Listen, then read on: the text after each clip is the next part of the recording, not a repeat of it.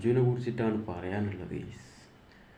ഒരുപാട് ദിവസമായി തെരച്ചിലാണ്.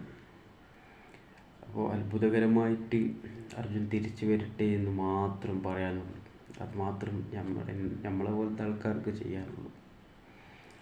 അപ്പോൾ ഒരു കുടുംബത്തിൻ്റെ പ്രതീക്ഷയാണ് അല്ലേ. അപ്പോൾ തിരിച്ചു വരട്ടെ, ആ ഒരു പ്രതീക്ഷയിലായിരിക്കും ഒരു കുടുംബം ഉണ്ടാവുക. അപ്പോൾ അത്ഭുതകരമായിട്ട് തിരിച്ചു വരട്ടെ എന്ന് മാത്രം പറയുന്നുള്ളൂ. അപ്പോൾ അർജുൻ ചായ കുടിക്കാൻ വേണ്ടി നിർത്തിയ സ്ഥലവും ആ ഹോട്ടലിൻ്റെ പരിസരവും ഒന്ന് കാണാം. അതിൻ്റെ ഒരു വീഡിയോ ഒന്ന് കാണാം.